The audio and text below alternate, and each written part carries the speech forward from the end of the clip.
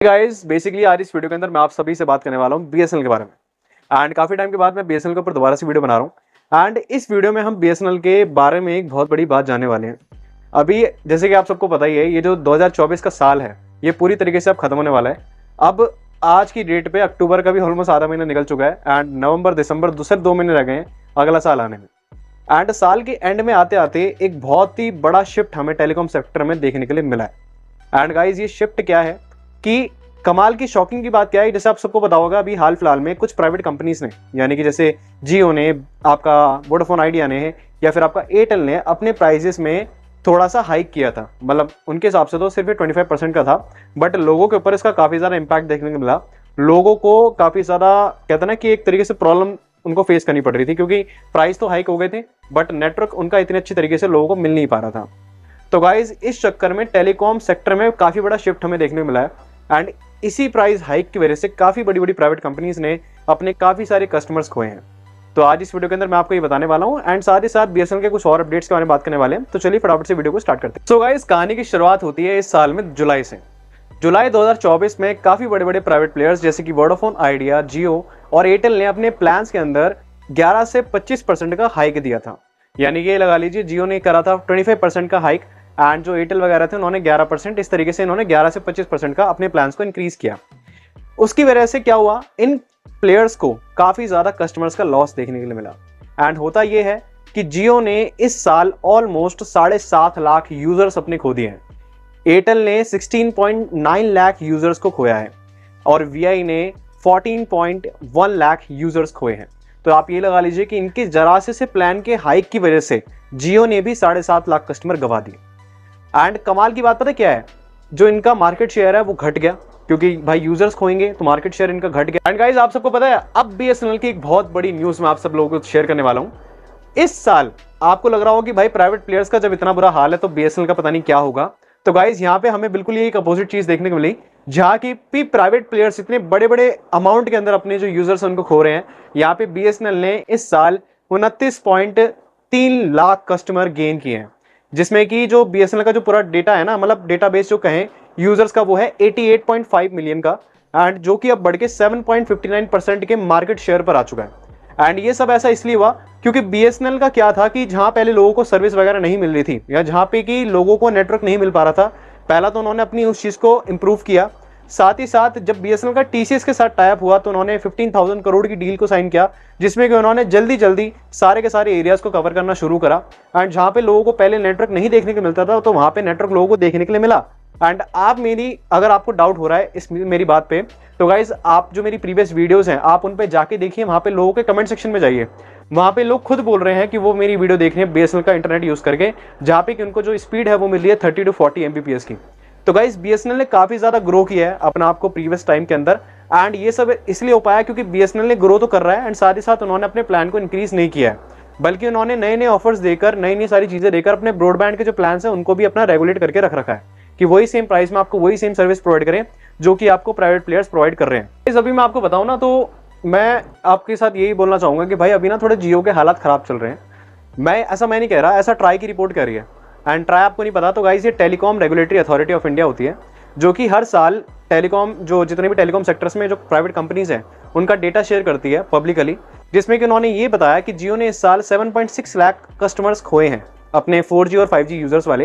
And उन्होंने ये भी बताया कि एयरटेल ने जब से अपना एसए और एनएसए दोनों को यूज़ करना स्टार्ट करा है, गाइस एयरटेल पहली ऐसी कंपनी है जो कि आपका एसए भी यूज़ करती है, स्टैंड अलोन नेटवर्क भी यूज़ करती है एंड साथ ही साथ नॉन स्टैंड अलोन नेटवर्क भी यूज़ करती है। तो गाइस उन्होंने 2.56 मिलियन यूजर्स अपने गेन किए हैं। उन्होंने 16.5 लाख तो उन्होंने खोए हैं, बट उन्होंने 2.56 मिलियन यूजर्स गेन भी किए हैं।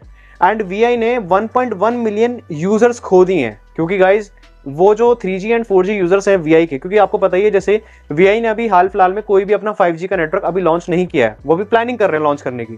तो अभी उनके पास जो नेटवर्क अवेलेबल है वो सिर्फ 3G और 4G का है।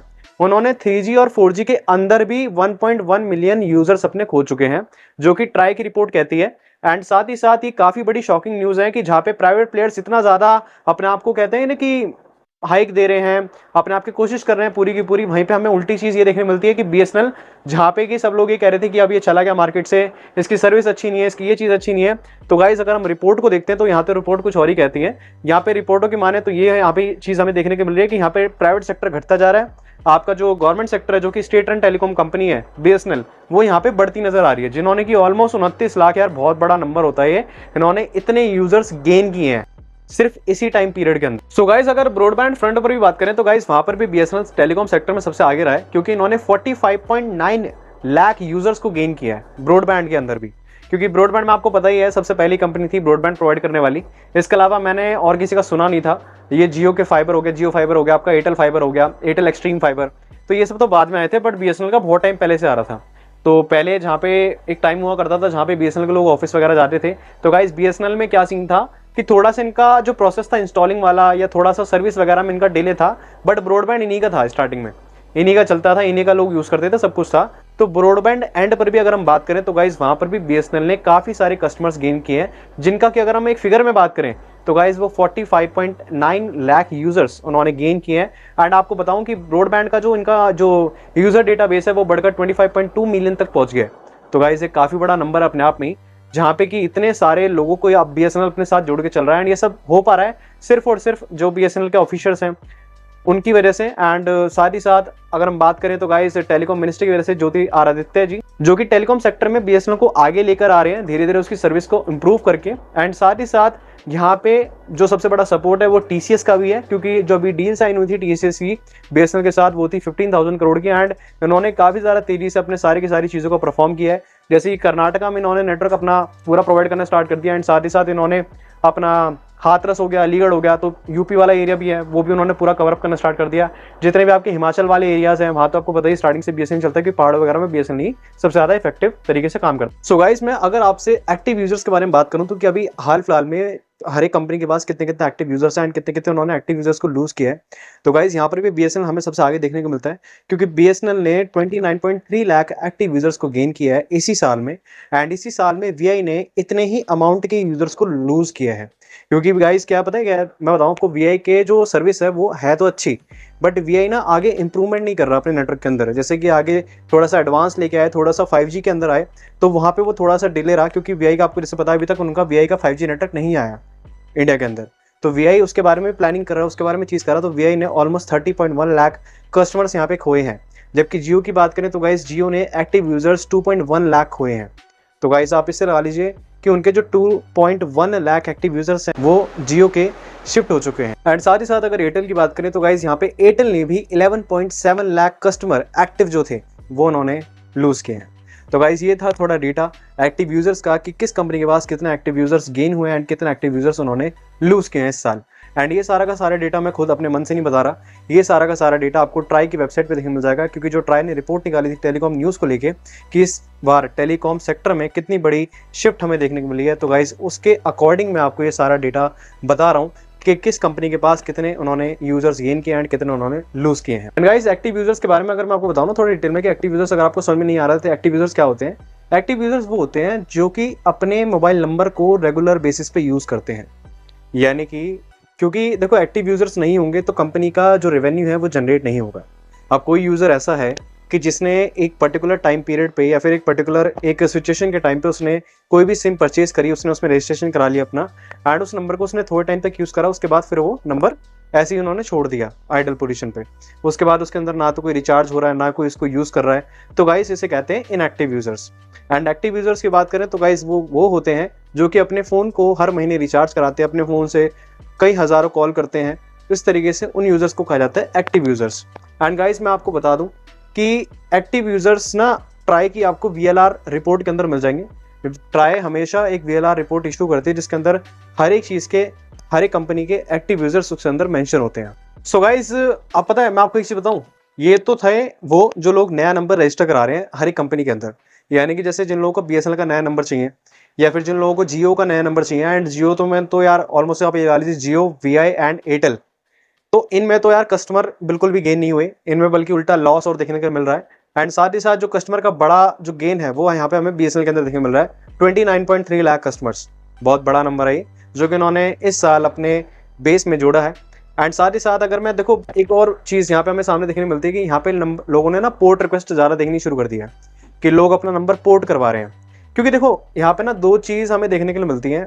अगर कोई भी कंपनी अपना प्राइस हाइक कर रही है, कोई भी कंपनी अपना कुछ भी प्राइस हाइक करती है, तो गाइस सडनली ना उनकी नेटवर्क में ना थोड़ी सी पता नहीं क्या चीज़ होती है, प्राइस हाइक में आप लोग ये कंपनी से डिमांड करेंगे कि ये कंपनी मुझे अच्छा नेटवर्क प्रोवाइड करेगी। बट हमें देखने के लिए मिल रहा है, हमें नेटवर्क ही नहीं देखने मिल रहा।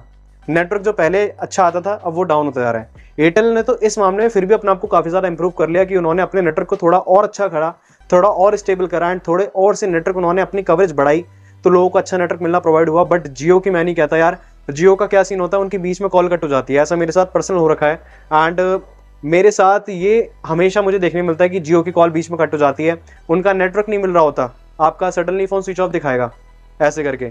तो ये बहुत सारी चीज़ें यहाँ पे फेस करने के लिए मिलती है जियो के बारे में। तो ऐसा नहीं था पहले, ऐसा जब इनके नहीं बढ़े थे तो पहले नहीं होता था ऐसा। बट प्लान बढ़ने के बाद से ही इनका 5G नेटवर्क नहीं चलता, इनकी कवरेज नहीं आती। तो ये सब चीज़ें हमें जियो के अंदर देखने मिलती है, जो कि काफ़ी बड़ा कारण है लोगों के शिफ्ट होने का।